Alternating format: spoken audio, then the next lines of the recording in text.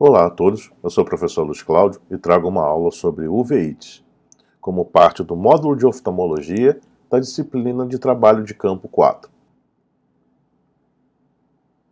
Uveite é uma inflamação do trato uveal. Acomete a íris, o corpo ciliar e coroide, também podendo acometer a retina, vítreo e nervo óptico. Na classificação das uveites, nós temos a irite, iridociclite, ciclite anterior, parsplanite, ciclite posterior e alite nas uveites intermediárias, coroidite, corioretinite, retinocoroidite, retinite e neuroretinite nas uveites posteriores, e panuveite, praticamente acometendo todos os tecidos oculares, a câmara anterior, o vítreo, a retina e a coroide.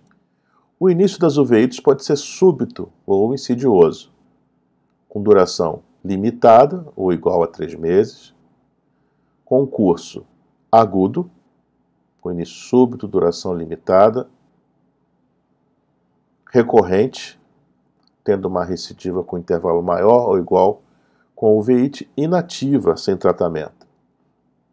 Crônico, uma uveite persistente com recidiva em menos de 3 meses depois da conclusão do tratamento. A etiologia das uveites: a infecciosa, por bactérias, vírus e fungos, e ou outros parasitas; a não infecciosa; a mascarada, que é uma condição clínica que simula uma uveite, na presença de neoplasia ou não; doenças inflamatórias como tumores e alterações circulatórias podem ser ou fazer parte da etiologia das uveites. Na classificação de Alan Woods, nós temos as uveites granulomatosas e não granulomatosas, de acordo com a presença dos precipitados seráticos. As uveites anteriores granulomatosas, a irite é a mais comum forma de inflamação ocular. Temos como apresentação um olho vermelho, doloroso, de início agudo ou curso crônico subclínico, com achado de rotina. A inflamação da íris e do corpo ciliar é chamada de iridociclite. Faz parte de uma doença sistêmica ou de algumas síndromes. Seu diagnóstico não indica necessariamente um processo granulomatoso em curso. Uveites primárias não infecciosas: a coriorretinopatia de Birdshot, a coroidite serpiginosa, a coroidite multifocal com panuveite, a esclerite posterior, a oftalmia simpática, a síndrome dos pontos brancos, a uveite intermediária idiopática, a vasculite retiniana idiopática. Uveites associadas à doença sistêmica, nós temos a artrite psoriática, a doença de Birdshot, doença inflamatória intestinal, a esclerose múltipla, a granulomatose de Wegener, o lúpus eritematoso sistêmico, a poliarterite nodosa, a policondrite recorrente, a sarcoidose, a síndrome de Sjögren e a doença de Vodkoyanad-Arada. No grupo das uveites crônicas, nós temos a artrite reumatoide juvenil, a coriorretinopatia de Birdshot, a coroidite serpiginosa, a tuberculose, a uveite pós-cirúrgica, o linfoma intraocular, a oftalmia simpática, a sarcoidose e a uveite intermediária. Diferenças raciais podem existir dependendo da causa coexistente. Sarcoidose pode ser mais comum em negros, a doença de Vodkoyanad-Arada em asiáticos ou descendentes de índios. Também não há uma predileção por sexo, e ela pode acometer todas as idades. A exata fisiopatologia é desconhecida. A princípio, uma resposta autoimune ou resposta imune do hospedeiro contra um processo infeccioso sistêmico. Alguns aspectos clínicos das uveites: a presença de injeção ciliar ao redor do limbo, que são esses vasos engurgitados,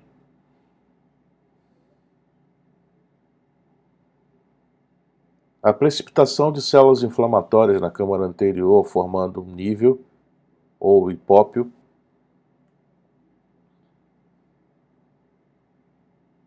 os nódulos de Kupp e os nódulos de Busaca.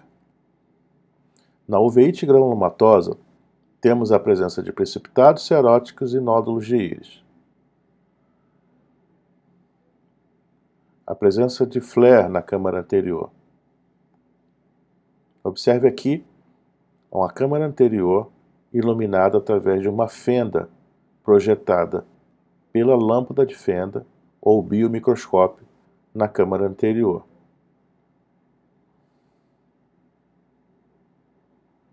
Sinéquias da câmara anterior. Você pode ter sinéquias anteriores ou posteriores.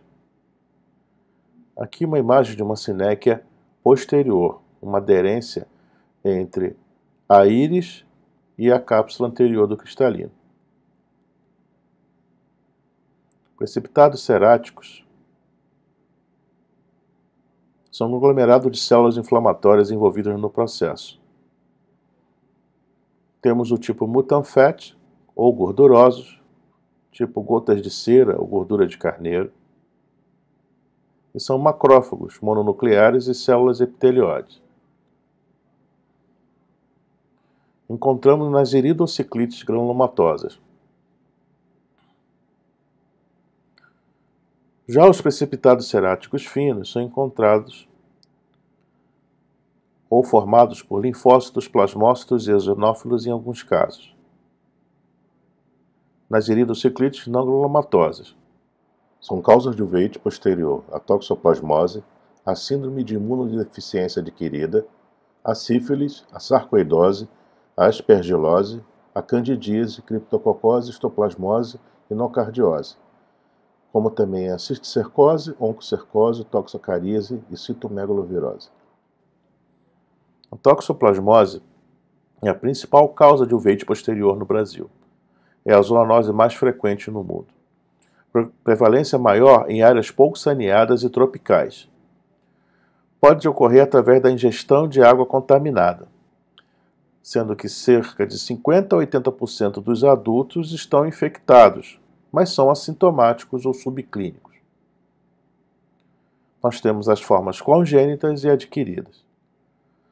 A toxoplasmose ocular, a lesão típica, da lesão de retinocoroidite tipo 1.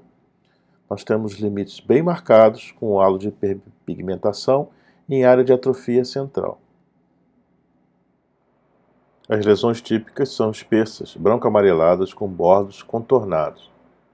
São não associadas à hemorragia. Frequentemente pode haver uma vitreite sobre a lesão, afetando o vítreo. É chamado de farol na névoa. Focos na borda de uma cicatriz podem indicar recorrências, sugerindo nicho de cistos reativadores. Na conduta, devemos solicitar sorologia para luz, eletroforese de hemoglobina e proteínas, coagulograma e provas de coagulação completas, ressonância nuclear magnética de crânio, cóclea e órbita, mantor dérmico, ELISA imunofluorescência IgM-IgG para toxoplasmose, radiografia de tórax, hemograma e VHS. O tratamento é controverso e sem protocolo baseado em evidências.